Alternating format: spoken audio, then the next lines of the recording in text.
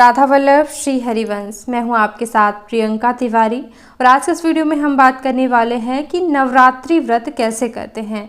तो देखिए, नवरात्रि के प्रथम दिन जब आप सुबह उठकर स्नान करते हैं, जैसे कि सभी को पता है कि सुबह जल्दी उठा जाता है हर एक व्रत में, तो नहाने के पानी में आपको क्या करना है, 3 चीज़ों में से कोई एक चीज़ मिला लेनी है, फिर स्नान करना है। वो कौन सी हैं 3 चीज़ें? या तो आप, जैसे कि ग्रंथों में ही ये वर्णन मिलता है कि केसर मिला करके या फिर आंवले का चूर्ण मिला करके, और दोनों चीज़ें नहीं है तो हल्दी मिश्रित जल में जो है आपको प्रथम दिन स्नान ज़रूर करना चाहिए। तो ये आप ध्यान रखें, पूरे 9 दिन तक आपको हल्दी मिला करके स्नान नहीं करना है, ये केवल पहले दिन ही करना है। फिर जो है आपको व्रत का संकल्प लेना होता है। तो जैसे आपको व्रत करना है, फलाहार पे करना है कि भोजन करके यानी अन्न खा करके व्रत करना है, जैसा आप करना चाहते हैं वो आपका संकल्प में रहेगा। आपकी मनोकामना बोलनी रहेगी और साथ ही साथ आपकी पूजा भी बोलनी रहती है। जैसे कि कई लोग कलश स्थापना करके, अखंड दीप की स्थापना, फिर नवग्रह की स्थापना के साथ ही जो है माता दुर्गा की पूजा करते हैं। तो ये सभी चीज़ें भी बोलनी रहेंगी कि मैं ये पूजन करने वाला हूँ और मतलब इस तरह से व्रत कर रहा हूँ। तो आपको संकल्प में क्या बोलना है, जैसे कि अगर कलश स्थापना का मुहूर्त देरी से रहता है तो सुबह आप स्नान करते ही जैसे रोज पूजा करते हैं माता दुर्गा की, या फिर श्री गणेश के सामने भी संकल्प ले सकते हैं। तो सामान्य पूजा के साथ ही संकल्प ले ही लीजिएगा व्रत का, क्योंकि शुरू हो जाता है व्रत। तो क्या करना है, हाथ में जल लेकर के बोलना चाहिए, मैं अपना नाम बोल लीजिएगा अपनी इस मनोकामना की पूर्ति के लिए, या फिर नहीं है मनोकामना तो माता दुर्गा की प्रसन्नता के लिए, और फलाहार पर या फिर एक समय का भोजन करके व्रत करने का, और साथ ही साथ कलश पूजन, अखंड दीपक, नवग्रह पूजन और माता दुर्गा की पूजा करने का संकल्प लेती हूँ या फिर लेता हूँ। ठीक है, जो भी आप हैं। और अगर अखंड दीप और कलश स्थापना नहीं है तो केवल व्रत के साथ और माता दुर्गा की पूजा करने का संकल्प लेती हूँ या लेता हूँ, ऐसा बोल करके संकल्प इस प्रकार से रखा जाता है। ऐसे भगवान के सामने रख दीजिएगा। अब सामान्य पूजा, जैसे कि अगर घर में प्रतिमा वगैरह नहीं, वैसे होनी चाहिए, फोटो वगैरह नहीं है तो जगह जगह पे माता दुर्गा विराजमान होती है, तो वहीं पे सुबह सुबह चले जाया करिए ज़रूर। और फिर वहीं पे जो है थोड़ा सा चंदन मतलब चरणों में लगा दिया, पुष्प, धूप, बत्ती और दीपक इस प्रकार से दिखा दिया और कुछ भोग लगा दिया। ये हो गई पंचोपचार से पूजा, इतना भी आप कर सकते हैं। तो देखिए, अगर आप विशेष पूजा, जैसे कि लोग दुर्गा सप्तशती का पाठ करते हैं, तो दुर्गा सप्तशती का पाठ करने का अधिकार सभी को नहीं होता है, जनेऊधारी को ही होता है। और अगर अशुद्ध पढ़ें तो पाठ निष्फल होता है या फिर जो है दुष्परिणाम भी आपको मिल सकते हैं। तो आप दुर्गा सप्तशती का पाठ जो है ध्यान से करें, किसको अधिकार है वही करें।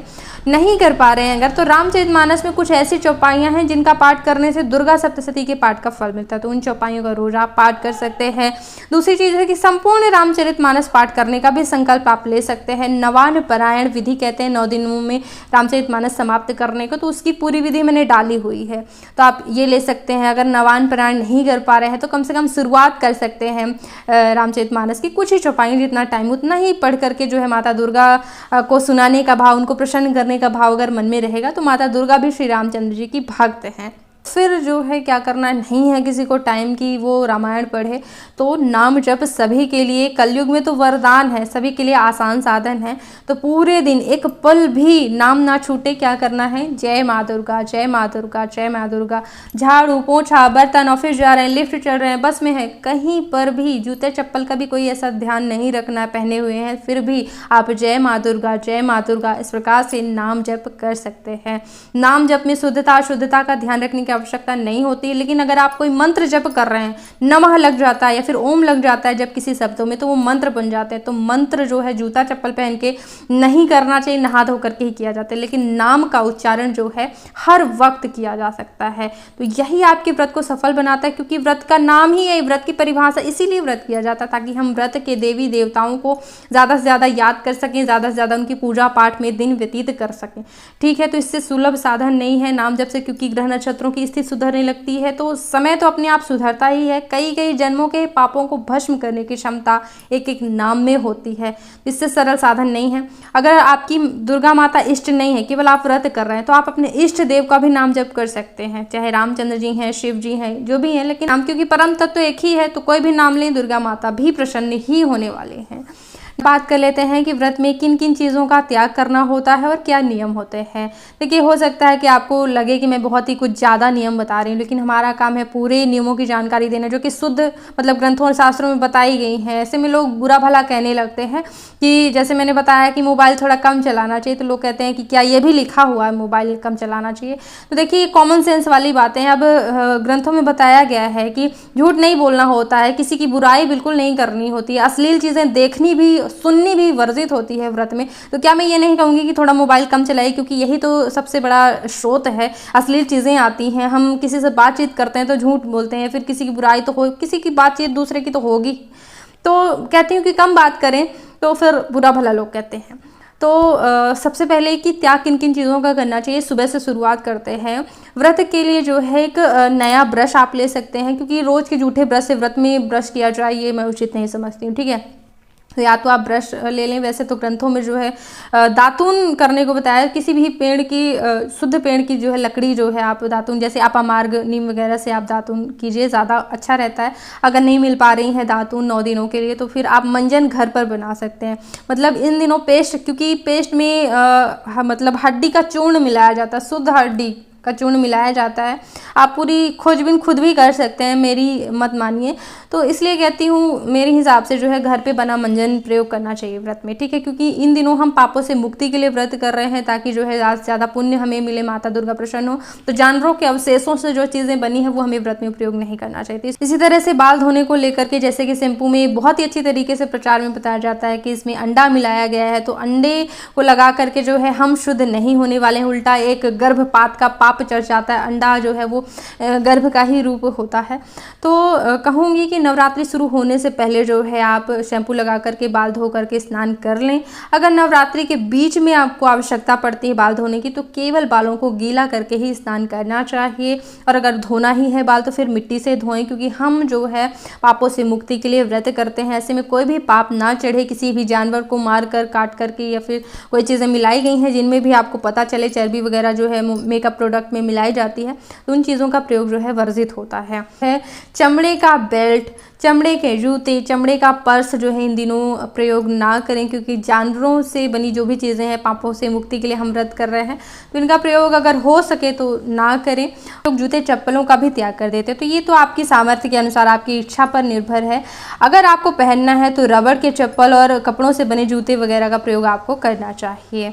इस तरह से व्रत में क्रोध नहीं किया जाता है। ब्रह्मचर्य व्रत का 8 प्रकार से पालन किया जाता है, इसीलिए जो है आपको व्रत शुरू करने से पहले ही बिस्तर जरूर शुद्ध कर लेना चाहिए, क्योंकि उसमें भी जो है सकारात्मक ऊर्जा होनी चाहिए। तो चाहे आपकी शादी हुई है या फिर नहीं हुई है, दोनों स्थिति में बिस्तर बिल्कुल शुद्ध कर लेना है, साफ कर लेना है। और अगर आपकी शादी हो गई है तो आपको इन दिनों जो है पत्नी से अलग सोना चाहिए, फिर पति से थोड़ा सा दूरी बना करके ही सोना चाहिए। वैसे तो अगर तपस्या बढ़ाई जाए और कठिन की जाए, तो धरती में सोने के लिए किसी भी व्रत में जो है बताया जाता है, या फिर काठ के बिस्तर में जो है आपको सोना चाहिए। तो जैसी तपस्या बढ़ानी हो वैसा आप कर सकते हैं, लेकिन हाँ, ब्रह्मचर्य व्रत का तो पूरी तरह से ही पालन करना है, जिसमें से अश्लील चीज़ें सुनना नहीं है, देखना नहीं है, विचार नहीं लाना है, स्पर्श नहीं करना है, और जो है कई लोग गाली बड़बड़ाने लगते हैं, मजाक करने लगते हैं।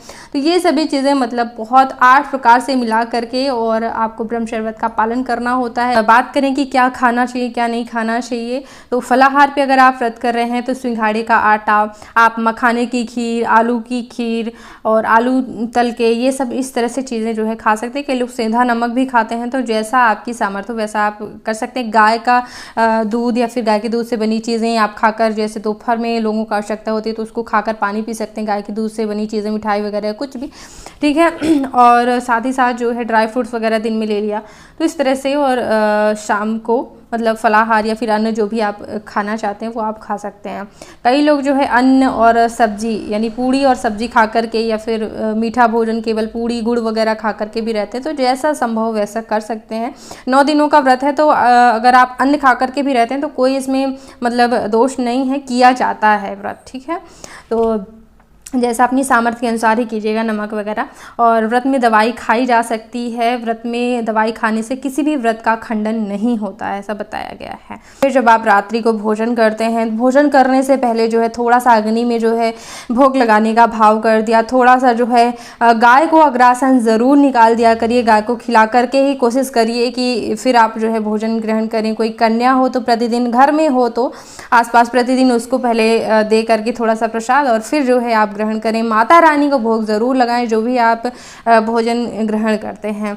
मांस मदिरा वालों से बिल्कुल दूर ही रहना है, और मसाले वगैरह सब थोड़ा सा साफ बना लीजिएगा, जैसे कि हल्दी में आटा मिला देते हैं, तो अगर फलाहार पे व्रत है तो बढ़िया से बना लीजिएगा।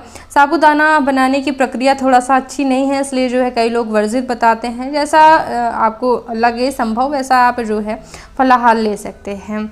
और अंतिम दिन यानी कि 8वें दिन या फिर 9वें दिन जो है जैसे कि हवन किया जाता है, तो एकल यानी अकेले तो किसी को भी नहीं करना चाहिए, चाहे स्त्री हो या पुरुष, तो पति पत्नी साथ बैठकर करें। एकल भी अगर कर रहे हैं तो फिर वेद मंत्रों द्वारा ना करें। सामान्य जो है जैसे शिवाय स्वाहा, गौरियाय स्वाहा, गणेशाय स्वाहा, ऐसे जो है बोल करके जो है सामान्य नाम लेते हुए जो है आप आहुतियाँ दे सकते हैं, हवन कीजिएगा। और फिर जो है अगले दिन कन्या पूजन करिएगा, जो है आपको व्रत का पारण करना है। देखिए जैसे कि मैंने शुरू में बताया, नवरात्रि व्रत करने का संकल्प लेती, तो नवरात्रियां आपकी व्रत होंगी। कई लोग जो है नवमी के दिन ही पारण कर लेते हैं, तो नवरात्रि ऐसे में कैसे व्रत हो पाएगा। तो जैसा आपका संकल्प रहेगा, अगर आपको 9वीं के दिन ही जो है पारण करना है, तो वैसा आप संकल्प भी ले लीजिएगा कि मैं 9 दिन माता का व्रत करने का संकल्प लेता हूँ। फिर तो आप 9वें दिन जो है आपके यहाँ जैसे रीति रिवाज हो वैसे आप जो है पारण कर सकते हैं। 10वें दिन मुहूर्त होता है, तो जान करके जो है गाय, कन्या, ब्राह्मण को खिला करके इन सबको फिर जो है माता रानी को भोग भी ज़रूर लगाइएगा। उन्हीं का भोग खा करके जो है पारण करना चाहिए। अगर आप सभी के नवरात्रि व्रत से संबंधित अभी भी कोई प्रश्न है, आप कमेंट में छोड़ सकते हैं। कोशिश करूंगी अगले वीडियो के माध्यम से उन प्रश्नों का जवाब दे सकूं। और इस वीडियो को देखने के लिए बहुत बहुत धन्यवाद। राधे राधे।